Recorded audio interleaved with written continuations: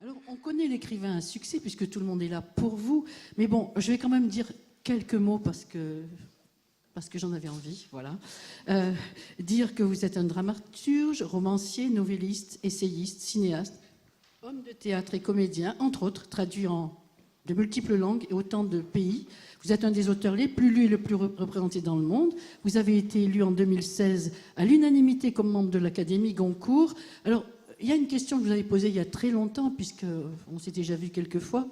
Mais il y a pas mal de personnes qui n'ont peut-être pas entendu la question et la réponse. Alors la question, c'était qu'est-ce qui fait courir Éric Emmanuel Schmitt pour être aussi actif, aussi boulimique, aussi heureux de vivre? Je crois que vous avez donné la réponse à la fin de la question. Je déteste le mot boulimique parce que c'est un terme pathologique. Et quand on... Souvent, parfois, des gens me disent « Mais quel vide vous comblez en faisant autant de choses ?» Non, je ne comble aucun vide.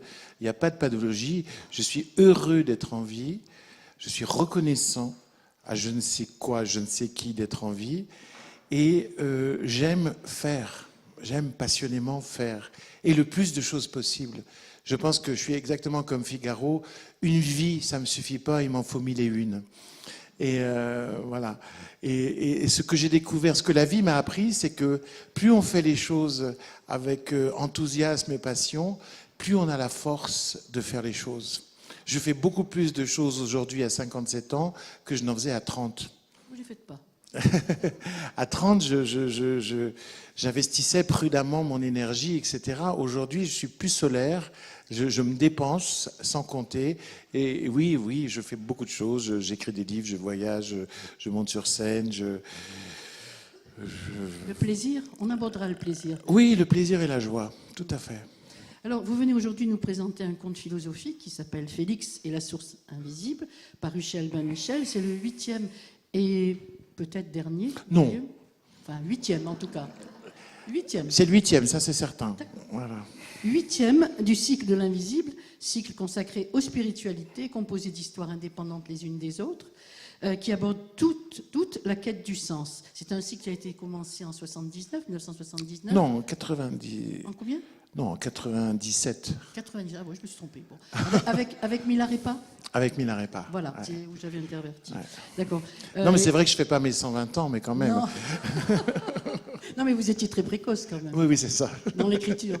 Donc, il y a eu pas mal il y a 8 romans qui se sont vendus à plus de 10 millions d'exemplaires, de quoi faire pâlir de jalousie certains écrivains qui sont très, très, très jaloux de vous. Mais la jalousie, je connais, oui. J'ai vu ça. Mais je me souviens, quand j'allais sur le tournage de Monsieur Ibrahim et les fleurs du Coran, le film de François Dupeyron tiré de mon texte, c'était Omar Sharif qui jouait Monsieur Ibrahim, et j'ai eu une merveilleuse amitié avec Omar. Donc on passait beaucoup de temps à discuter, à rire. Il était très rieur, et moi aussi je suis très rieur dans la vie. Et donc on passait plein de temps ensemble sur le plateau. Et un jour, j'évoquais certaines mauvaises critiques qu'il avait pu avoir à certains moments de sa vie. Et il a pris un petit sourire et il m'a dit « Si t'es pas critiqué, t'es pas connu. » Et c'est tellement juste. C'est tellement juste. Si on ne fait rien, on n'est pas critiqué. Et dès qu'on sait ce que vous faites, si vous avez la chance d'être connu, vous payez aussi le prix de ça. Donc la jalousie, je connais bien. Voilà. Je connais bien. Alors, certains journalistes, justement, à propos de ce livre-là, parlent d'une pépite, d'un bijou, d'un indispensable. C'est joli, ça. Oui, ça me touche, oui. Je comprends. Donc, en lisant ce Félix et la source invisible, moi, j'ai eu le sentiment très fort que le lien avec cette nuit de feu qu'on avait, que vous étiez venu pour nous la présenter ici, était comme un fil rouge, et qu'il liait toutes ces histoires entre elles, et encore plus avec cette dernière histoire. J'ai vraiment vu le lien avec cette nuit de feu qui nous en trouverait une part tellement intime de votre vie. La première fois où vous aviez dit « je », alors que vous êtes tellement pudique, jamais dans tous les livres précédents vous l'aviez fait.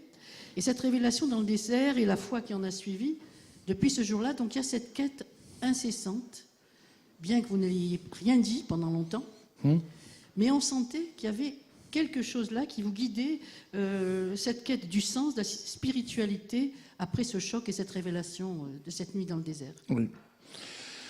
Oui, ben on ne peut pas dissimuler l'endroit d'où on parle. C'est-à-dire, on ne peut pas dissimuler l'homme qu'on est, même en écrivant de la fiction.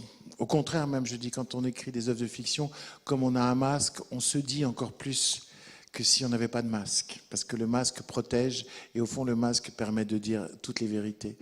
Mais donc, voilà, moi, j'ai un jour avoué, d'abord dans ma propre vie, auprès de mes intimes, puis ensuite un peu plus largement, et ensuite, enfin, dans un livre, La Nuit de Feu, j'ai dit ce que j'avais pu vivre spirituellement, c'est-à-dire que l'athéisme, je le connais très bien, puisque j'ai été athée jusqu'à 28 ans, dans une famille athée, avec une instruction athée, avec une éducation athée, élève de Jacques Derrida à l'école normale supérieure, spécialiste de Diderot, j'ai fait ma thèse sur Diderot. Donc l'athéisme, je connais bien, je le connais intimement, puisque je l'ai été, et en même temps la croyance, je peux dire aussi que je la connais très bien, puisque je suis rentré dans le désert athée à 28 ans et j'en suis ressorti croyant. Donc c'est vrai que ma vie s'est construite sur un mouvement spirituel, un mouvement qui m'a fait habiter le monde d'une façon totalement différente. Avant l'expérience du désert, j'habitais le mystère avec angoisse. Depuis que j'ai vécu cette nuit dans le désert, j'habite le mystère, parce que ça reste un mystère, la vie, j'habite le mystère avec confiance. Je fais crédit. Quand je ne comprends pas, je me dis que c'est moi qui ai des limites et non pas le monde qui me montre ses limites. Je suis devenu plus humble, c'est-à-dire je fais crédit. L'humilité, c'est le cheminement d'une vie. L'humilité, c'est un cheminement de vie, exactement. Et moi, c'est passé par cette expérience du désert. Et bien sûr, dans Félix, vous avez raison de le noter, je pars à la recherche de l'émerveillement. Je pars à la recherche des racines spirituelles.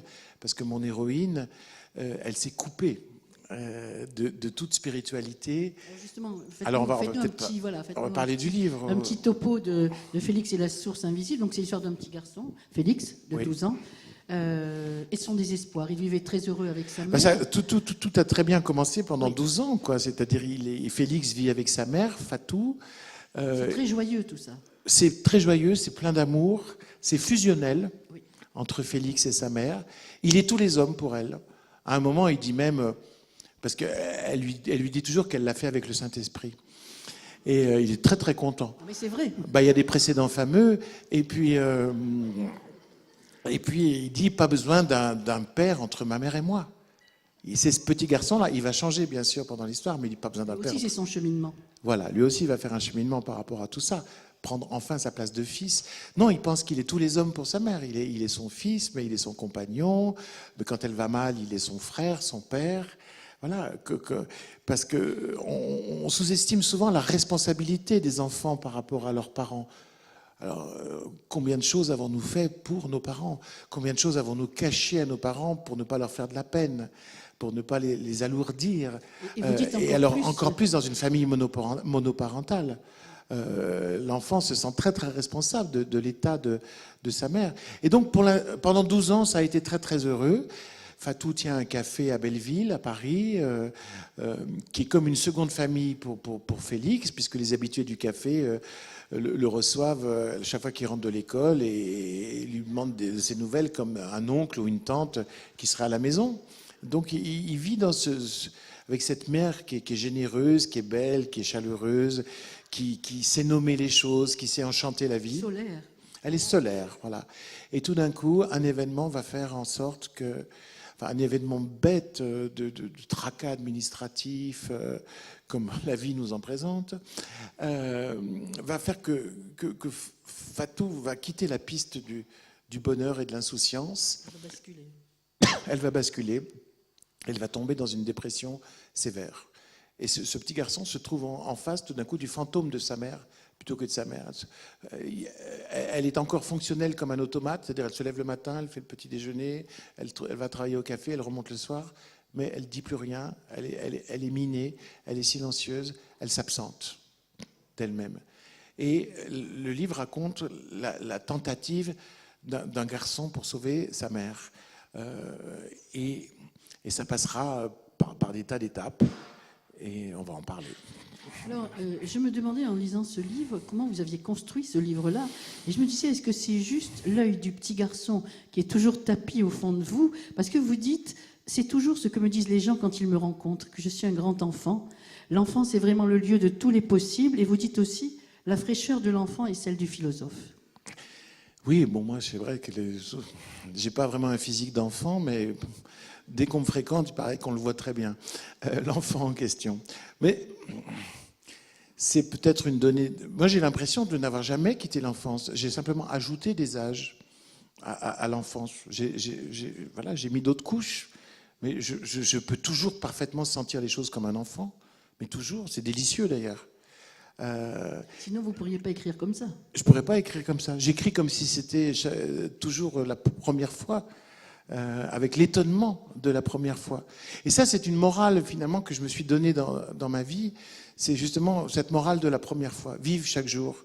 C'est ce que dit Oscar dans Oscar et la Dame Rose. Vive chaque jour comme si c'était la première fois.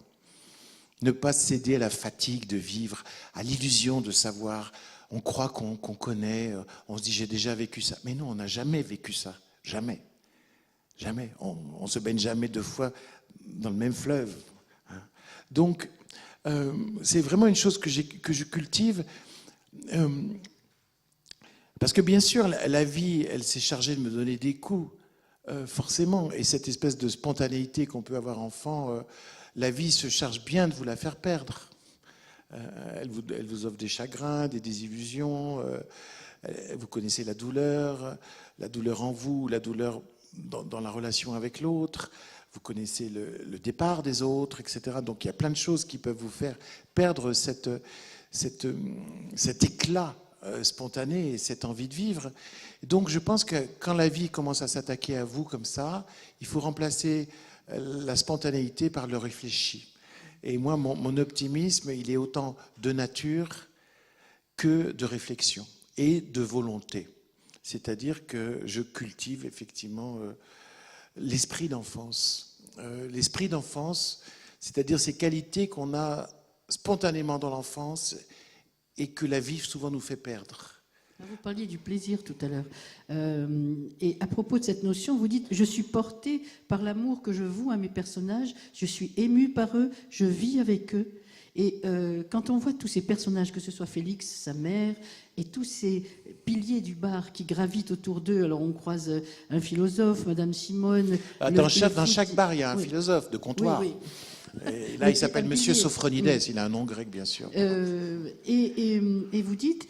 Dans tous ces personnages, il y a plein de vaincus dans ce roman, oui. Mais j'essaie de montrer leur grandeur et leur résilience avec bienveillance et fraternité. Alors la question, moi, que je me posais, c'est est-ce qu'il n'y a que dans la fiction que c'est possible, ça ?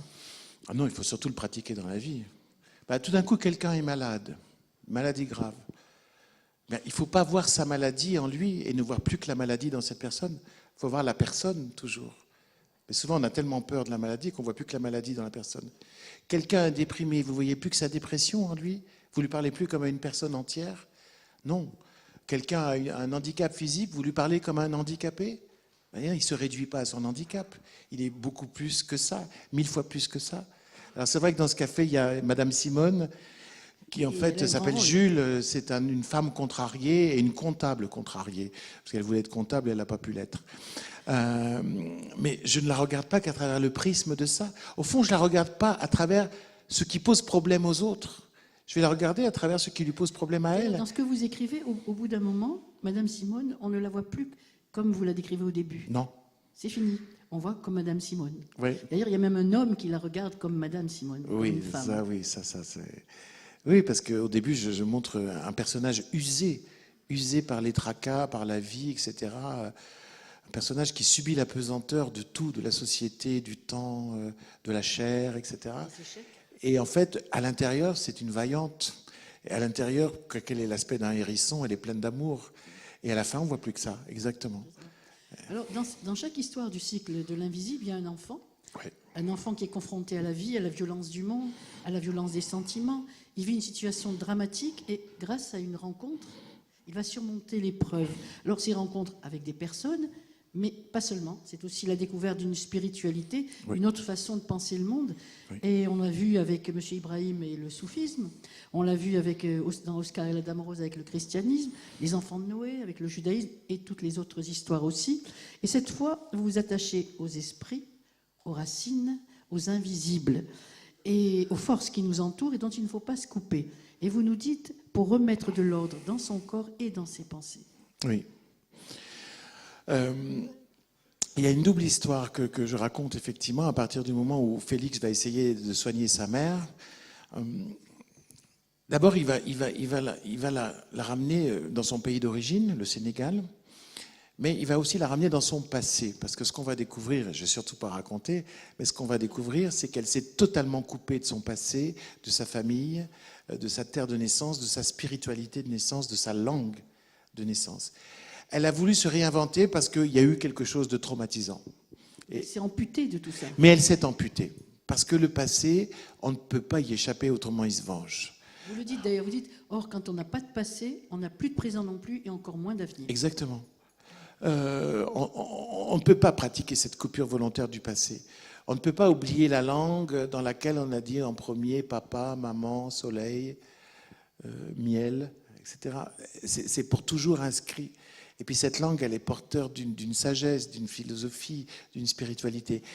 Elle a voulu se couper de ça. Et d'ailleurs, le premier mot, quand elle ira mieux, qu'elle prononcera, ça sera papa et maman dans sa langue originelle. Voilà, elle s'est coupée de ça. Elle s'est crue suffisamment forte pour se reconstruire en faisant abstraction du passé. Or, le passé, il faut être en lien avec lui. Il faut tisser quelque chose avec son passé, même si on veut s'en éloigner. C'est un tissage. C'est pas dans l'absence de. Donc, ça, c'est vraiment un des premiers points importants du livre, mais je ne veux pas en dire plus. Voilà. Mais l'autre chose, c'est que elle s'est aussi vidée spirituellement. En vivant à Paris. Non pas parce que Paris est un vide spirituel, mais parce qu'elle s'est coupée de sa spiritualité originelle. C'est ce qu'on appelle l'intégration, quelque part. Oui, mais il y a une violence qui fait que... Oui, voilà. Elle a voulu oublier tout et se refaire. Et là, ce qui va se passer, c'est qu'elle va tout d'un coup se ressourcer, la source invisible, elle va se ressourcer à la première façon dont elle a conçu l'ordre de l'univers. En l'occurrence, ce que cette histoire me permet d'aborder, c'est l'animisme. Alors l'animisme, on en vient tous. D'abord, on vient tous du continent africain. Mais l'animisme, je dirais qu'il y a deux animismes. Il y a l'animisme qu'on connaît tous, parce que quand on est enfant, on est animiste. On croit que sa poupée ou son nounours a une âme, hein, puisque anima, ça veut dire âme. Donc animisme, ça veut dire prêter des âmes à tout. Hein. Et on joue avec les symboles. Voilà, oui. Alors donc, quand on est enfant, les objets ont une âme, nos jouets ont une âme. Si on se cogne à une table, on dit « oh, elle est méchante la table », donc on lui donne un coup de pied. C'est de l'animisme. Hein. Il y a même des gens, peut-être dans la salle, qui donnent un prénom à leur voiture ou à d'autres objets de leur quotidien, qui les érotisent même, les objets de leur quotidien. C'est de l'animisme. C'est une chose spontanée que fait l'enfant et que parfois on peut garder par jeu quand on est adulte. Cet animisme-là, il a été beaucoup, évidemment, critiqué par les philosophes. C'est de cet animisme-là dont parle Auguste Comte, par exemple, dans son fameux positivisme. Et c'est à cause de ça que j'ai mis tellement de temps à comprendre l'autre animisme, l'animisme civilisationnel. Mais vous nous dites, pardon, que vous avez eu beaucoup de mal avec l'animisme parce que vous êtes un philosophe, vous avez étudié, les philosophes, et l'animisme, vous butiez dessus. Je butais dessus à cause d'Auguste Comte et du fait que j'essayais de comprendre l'animisme par la raison. Or, la raison n'est pas la voie d'accès à l'animisme, c'est l'imagination qui permet d'accéder à l'animisme. J'étais en fait coincé par Auguste Comte et le positivisme, puisqu'il vous souvenez, dans les âges de l'humanité, il dit le premier c'est l'animisme, le deuxième âge religieux et le troisième âge philosophique.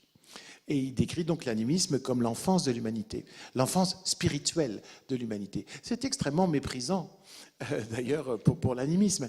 Et il a fallu que je me décolle de ça pour arriver à comprendre ce que j'appelle l'autre animisme, l'animisme civilisé, l'animisme spirituel. Alors, comment vous avez fait ?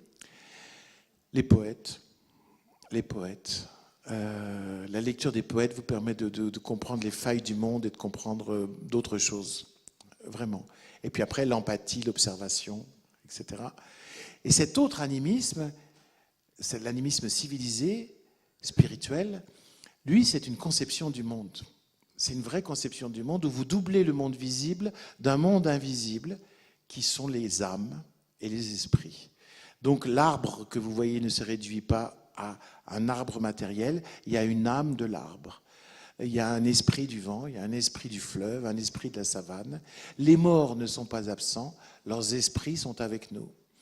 Et quand un animiste, à la fin d'un repas, jette un petit peu du repas sur le sol pour nourrir les ancêtres, il n'est pas débile. Il sait très très bien que c'est lui qui va le ramasser demain. Ou alors que s'il ne le retrouve pas, c'est parce qu'il y a un chien, des souris ou des cafards qui auront mangé ce qu'il y a sur le sol. Mais qu'est-ce qui est important? Il a rendu présents les absents.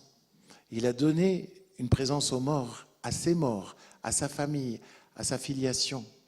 C'est très très important. On ne vit pas dans l'oubli des gens qui nous ont fait. On ne vit pas dans l'oubli de ses morts et de sa famille. Donc, il y a une grande sagesse dans l'animisme spirituel. Et puis, il y a une écologie. C'est ça qui me fascine beaucoup et que j'ai découvert en avançant. C'est que si tous les êtres vivants, et même les minéraux, ont une âme, mais il n'y a pas de privilège de l'homme par rapport aux autres, au reste du règne vivant. C'est-à-dire, il n'y a pas que l'homme qui a une âme à l'intérieur d'un corps. Tout a une âme. Tous les corps ont une âme. Et donc, il n'y a pas de domination de l'homme. Ce que nous avons fait, nous, en Occident, cette domestication de la nature, cet impérialisme de la pensée et de l'homme qui pense que, comme disait Descartes, il peut se rendre maître et possesseur de la nature. Cette idée-là, elle ne peut pas venir à un animiste parce qu'il n'y a pas de supériorité de l'homme. Lui-même, d'ailleurs, quand il se pense dans son rapport au sien, il se pense à travers le totem. Et donc, il y a une vraie écologie, c'est-à-dire une impossibilité de détruire le monde et de se croire supérieur au monde. C'est au contraire une manière d'être humble et de se sentir élément d'un tout. Et donc, moi, tout d'un coup, j'ai découvert la grande sagesse de ces religions animistes qui existent sur Terre depuis que l'homme existe et qui continuent à exister. Parce que, par exemple, en Afrique, la plupart des gens sont à la fois animistes et chrétiens, ou à la fois musulmans et animistes. On arrive à faire coexister animisme et monothéisme. Alors, pour nos mondes à nous occidentaux, est-ce que vous voulez dire qu'il faut oublier nos croyances et nos certitudes? C'est-à-dire, vous dites, pour entrer dans cette pensée irrationnelle, parce qu'on est, nous, dans le rationnel souvent, oui. Pour rentrer dans cette pensée irrationnelle, puissamment poétique, puissamment confortante de l'animisme, que doit-on laisser à la porte pour avoir accès? Alors, à un moment, il y a un personnage du livre qui s'appelle Papaloum, Papaloum, le féticheur, qui est un sage, qui va dire « L'Afrique, c'est l'imagination. L'Europe, c'est la raison. » Ah non, l'Afrique, c'est le triomphe de l'imagination. L'Europe, c'est le triomphe de la raison. Tu ne seras heureux qu'en mêlant les qualités de l'une et de l'autre. Je crois vraiment que ce que peut nous apporter la fréquentation des poètes de manière générale, mais de la poésie animiste aussi et de l'animisme spirituel, c'est cette idée de ne pas réduire le monde à sa pure dimension matérielle, et puis de ne pas oublier la nature. Je veux dire, il y a beaucoup de portraits de Paris dans mon livre. Il y a un Paris inhumain, et puis il y a un Paris tout d'un coup qui va être habité autrement. C'est bien ce que vous avez fait là, pardon, mais par rapport, moi ça m'a fait penser aux migrants, aux déracinés, parce que ce petit garçon qui est de la deuxième génération, oui, lui n'a pas connu. Non. Et on sent à un moment donné, il est écartelé entre ce qu'il voit, ce qu'il découvre sur les civilisations, sur tout ce que vous venez de dire, et je pense qu'on ne regardera plus, après avoir lu votre livre, j'espère. Voilà, de la même manière, c'est déraciné. Et ce petit Félix dit, en Afrique, rien ne me paraissait familier. Je n'étais plus l'unique garçon noir, mais je préférais être noir à Paris. Et puis à propos des villes, justement comme Paris, il dit, le vent ne circule plus, il a été arrêté par les murs. Au Sénégal, il enfle, il siffle, il râle. Ici, on l'a fichu en prison. Oui, parce que dans les villes, on vit dans un univers totalement retravaillé par l'homme. La nature a totalement disparu. La terre est étouffée par le bitume. On ne voit plus les étoiles puisqu'il y a une pollution de l'air et une pollution lumineuse. Les arbres sont taillés au garde à vous. Il dit, même dans les fentes, il n'y a pas de mousse, il n'y a que de la crasse. La terre ne respire plus. Et ça, c'est une souffrance d'être dans un monde totalement hominisé et déshumanisé. Parce qu'il est hominisé, c'est-à-dire tout est de la patte de l'homme, et il est déshumanisé parce qu'il n'y a plus d'espace pour le spirituel, pour la poésie et pour l'imagination. Voilà, donc moi, voilà, ce que cette histoire m'a apporté, c'est d'ouvrir mon regard pour le regarder, pour voir le monde aussi avec les yeux de l'imagination. Et c'est vrai qu'à la fin du livre, Fatou emmène le petit Félix, ils sont retournés à Paris, mais elle va l'emmener tous les soirs faire un tour en Afrique. C'est-à-dire regarder Paris avec les yeux avec lesquels on regarde la jungle ou la savane. Et donc chercher le baobab où on pourra lire tranquille un livre, voilà, chercher les lianes, etc., etc. Et tout d'un coup, Paris est transfiguré. Paris est encore plus beau et plus riche de ce que apporte leur imagination et vivant. Donc voilà, moi en fait, je milite pour un enrichissement poétique de notre vision du monde et pas le limiter. Pas limiter le monde à sa matérialité et pas limiter notre regard sur le monde à la pure rationalité. Alors, au Sénégal, vous l'avez dit, ils rencontrent, parce qu'à Paris déjà, ils ont rencontré des charlatans. Oui, parce que quand il veut soigner sa mère, il l'emmène d'abord chez un médecin qui lui donne des antidépresseurs. Ça lui fait autant d'effet que de la farine. Et puis, comme lui dit son oncle Bamba, la dépression, on ne connaît pas en Afrique. Donc, visiblement, ce n'est pas le bon médicament. Et donc, son oncle Bamba va l'emmener voir des marabouts, parce qu'il a pris le métro pour la première fois de sa vie et il a vu, vous savez, les petites annonces des marabouts spécialistes de tout.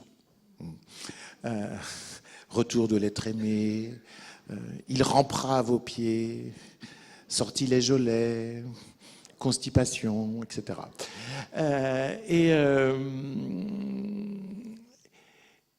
Et donc, ils vont aller voir deux marabouts qui vont faire des séances assez croquignolesques. C'est très marrant ce que vous racontez. J'ai vécu.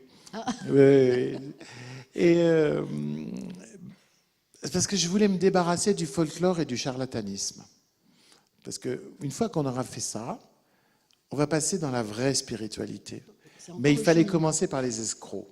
Parce que dans toutes les spiritualités, il y a des vendeurs de rêves, des illusionnistes et des escrocs. Alors, je me débarrasse des escrocs et après, on va aller vers la vraie sagesse. Alors, donc, il rencontre Papaloum au Sénégal et là, on rentre dans la profondeur de l'animisme, comme vous avez dit tout à l'heure, et ça vous fait penser à la psychanalyse. Pourquoi ? Ah oui. Ben, moi, il y a un texte que j'adore, qui est un texte de Lévi-Strauss, qui se trouve dans les structures élémentaires de la parenté. C'est un chapitre qui s'appelle la fonction symbolique. Et Lévi-Strauss fait un truc qui nous fait une comparaison qui était très audacieuse à l'époque où il a écrit ce livre. Il compare le chaman avec le psychanalyste. Alors, il a écrit ça dans les années vraiment de triomphe de la psychanalyse. Et il le fait avec beaucoup de respect, à la fois pour le psychanalyste et le chaman. Et qu'est-ce qu'il nous dit ? Il nous dit, au fond, ils font la même chose. Par exemple, moi, mon guérisseur animiste et le psychanalyste. D'abord, ils instituent une relation de esprit à esprit, sans qu'il y ait de chimie, hein, c'est-à-dire une pure relation d'âme d'esprit à esprit. Il n'y a pas de choses médicamenteuses. Là aussi, vous avez rencontré un guérisseur, enfin un chaman. Oui, un féticheur, oui. Deuxièmement, le psychanalyste vous dit ce qui vous fait mal, c'est le symptôme de quelque chose derrière. C'est-à-dire que, au fond, on va chercher derrière ce qui se passe dans votre inconscient, dans votre psychisme, le jeu qu'il peut y avoir entre les pulsions, la censure, un complexe, quelque chose de refoulé, etc. Donc, en fait, ce qui apparaît n'est que l'expression de quelque chose qui est caché derrière. Voilà ce que vous dit le psychanalyste. Le guérisseur ou le chaman dit exactement la même chose. Attention, c'est parce que derrière, il y a un démon. Il y a des esprits qui vous ont coincé, etc., etc. Donc, une explication symbolique. Ce que vous vivez n'est que l'expression d'autre chose. Et donc, il faut aller chercher, dénouer l'autre chose qu'il y a derrière. Et puis, Lévi-Strauss nous dit aussi, troisième chose, ça ne marche que si on y croit. Il faut croire à la psychanalyse pour être soigné par un psychanalyste, et il faut croire au chaman et au chamanisme pour être soigné par un chaman. Donc ça, c'est à développer. L'adhésion qu'on peut mettre à un système mythologique d'explication ou scientifique d'explication et qui permet à l'esprit de se dénouer et d'avancer. Et donc Lévi-Strauss conclut en quatrième point et il dit « et ça marche ».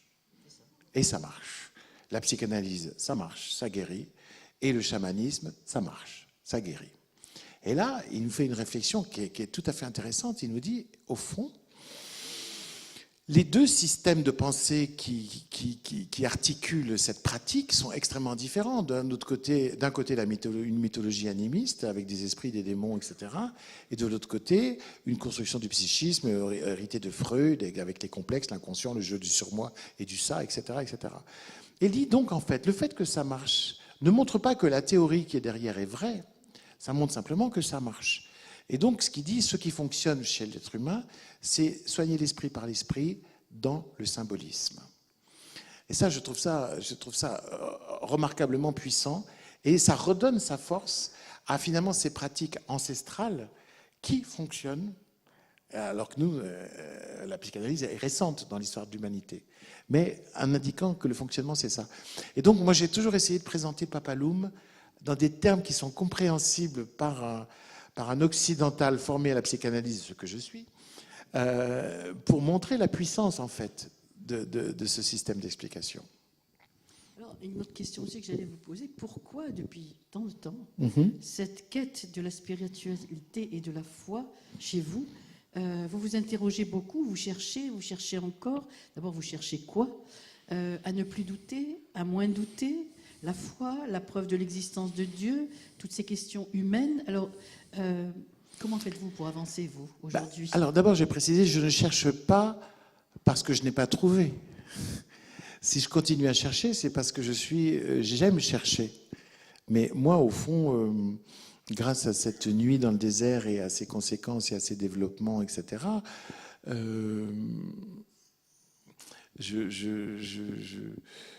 j'ai mes lumières à moi qui me permettent de vivre, d'avancer. Mais ce qui me passionne, c'est comment les hommes peuvent parler de ça avec des systèmes spirituels et mythologiques extrêmement différents. Voilà. En fait, c'est l'encyclopédisme qui me plaît.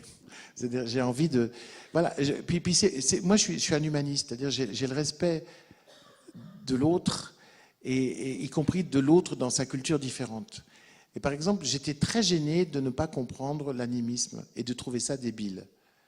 Parce que je n'arrivais pas à me résoudre à penser que des millions d'hommes, pendant des siècles, soient débiles. Vous voyez ? Je ne suis pas Auguste Comte. Et je voulais comprendre, j'aime comprendre des spiritualités. Et quand tout d'un coup, je découvre leur force, leur puissance, j'ai envie de transmettre à travers un livre. Voilà. Donc c'est par humanisme que je parle des spiritualités. C'est pas tant ma recherche spirituelle, c'est par amour des hommes. Oui, mais ça se sent. Oui. Ça se sent. Alors, à un moment donné, à un de vos personnages, vous faites dire par ta foi, tu accèdes à un niveau différent de l'univers, tu le pénètres plus profondément, tu remontes à la source invisible. Et dites-vous, il est impossible de se battre seul, il faut boire à la source invisible, c'est le seul recours possible. Elle demeure partout, toujours, où que tu te trouves, tu peux la capter, celui qui regarde bien finit par voir. Ce sont les mots qui sont en exergue de ce livre. Alors, une autre question, c'est, pour vous, qu'est-ce que l'invisible ? Pour moi, l'invisible, c'est la force qui fait être les choses. Pour moi, l'invisible, c'est la raison d'être des choses. Pour moi, l'invisible, c'est la puissance qui se déploie sous la vie et qui organise la vie. Et voilà, c'est pour ça que je ne veux jamais en rester au visible. Je veux toujours voir derrière la force qui se déploie, qui crée des systèmes, et qui crée du viable et du non viable. qui crée de la beauté aussi. Voilà, c'est un rapport profondément mystique à l'univers, à la vie, à la nature, au cosmos, qui se trouve au cœur de toutes les grandes spiritualités d'ailleurs. Après, toutes les spiritualités sont juste des manières de dire la même chose de façon différente. Alors, à propos de cette foi que vous avez trouvée dans le désert, vous dites que sur toute votre vie, ça a vraiment influencé, nourri votre vie, y compris avec l'écriture. Et vous dites, je ne triche pas. Je vis et j'écris à partir d'un lieu, mon âme. Or, celle-ci a vu la lumière et la voit encore, y compris à travers les ténèbres les plus charbonneuses. Et moi, j'avais compris un petit peu bien avant, enfin moi, pas que moi d'ailleurs, qu'il y avait des indices un peu partout dans votre œuvre. Par exemple, dans la pièce de théâtre que j'adore, qui s'appelle Le Visiteur, après la lecture de cette pièce que je conseille à tout le monde de lire, un petit bouquin, un petit texte, moi je n'ai plus été la même après la lecture de ce petit livre-là. Et on assiste à la rencontre de Freud qui est vieillissant. Au moment où des troupes allemandes sont à sa porte, il y a un étrange visiteur qui pourrait être Dieu. Et c'est le dialogue entre ces deux personnes, on va dire, ces deux êtres. C'est le dialogue entre un incroyant et Dieu peut-être. Mais Dieu peut-être, c'est ça. C'est son vrai nom, Dieu peut-être. C'est l'histoire de ce petit garçon, on l'a dit, qui veut sauver sa mère. Et moi, j'y ai vu comme un écho avec vous, avec votre propre rapport et l'amour avec votre mère. Et puis, vous aimez beaucoup Romain Gary, on partage, moi aussi. Et vous dites, à propos de Romain Gary, il osait la tendresse humaine. Et en vous lisant, souvent, je pensais à Romain Gary et à sa magnifique promesse de l'aube. Moi, c'est ce que m'a appris Romain Gary, c'est oser la tendresse. Oser la tendresse, y compris presque... Alors, chez lui, la tendresse est désespérée. Et ça me touche encore plus, peut-être, parce qu'elle est désespérée. Chez moi, la tendresse n'est pas désespérée. Elle fabrique de l'être. Elle est du côté de la vie. Mais oui, c'est curieux hein, que si peu d'écrivains osent la tendresse, et je dirais dans la vie aussi, si peu de gens osent afficher leur tendresse. On est coincé. Ça s'appelle la pudeur ? Non, c'est pas de la pudeur, c'est de l'oubli de l'essentiel. Ah oui, ok. Alors bon, Éric Emmanuel Schmitt, c'est tout ça, mais c'est aussi la fantaisie liée à l'imagination, l'étonnement, l'émerveillement, la bienveillance, le partage, l'attirance du mystère, on l'a vu, toutes ces grandes valeurs humaines qu'on retrouve ici et dans toute votre vie. Et puis il y a la musique. Alors la musique, c'est un rôle essentiel, central, vital. Votre amour pour Mozart qui vous accompagne, celui-là même qui vous avait sorti d'une dépression adolescente quand vous aviez 15 ans et qui vous a sauvé la vie à plusieurs reprises. Et puis il y a une phrase, moi, qui m'a interpellée. Il y a dans mon écriture la nostalgie du musicien que je n'ai pas été. Oui. C'est quoi cette frustration ? Elle vient d'où ? J'aime plus la musique que la musique ne m'aime. C'est pas vrai, je vous ai vu jouer du piano sur Internet, vous jouez très bien. Oui, mais bon. Et non, on se trompe souvent sur soi-même. On veut être quelqu'un d'autre que celui qu'on est. Et c'est vrai que moi, j'aurais aimé être un musicien, c'est-à-dire un compositeur. J'aurais pu être chef d'orchestre ou autre chose. J'ai fait le conservatoire jusqu'en supérieur. C'est Michel Legrand qui vous dit quelque chose de très gentil. Michel Legrand, oui, qui a fait la musique de mon deuxième film, et plein de musiciens me disent toujours, mais on entend la musique dans tes textes. Elle est là, on l'entend tous. Ça me fait très plaisir. Ouais. Et enfin, Michel, il entend de la musique partout, hein, donc. Parce que il a fait la musique de mon film Oscar et la Dame Rose, donc on était tous les deux seuls dans la salle de projection. Je lui propose le premier montage et moi j'avais mis du Schubert, du Mozart. Alors il m'a dit non, surtout mettez aucune musique parce que ça va me déranger pour appréhender l'œuvre. Et donc on était tous les deux dans la salle et puis il regardait les images et puis il se penchait, il me disait vous entendez là? Il n'y avait rien. Vous entendez là, il y a une descente de violon en sourdine, une descente chromatique. Et en fait, il me dit la musique est là.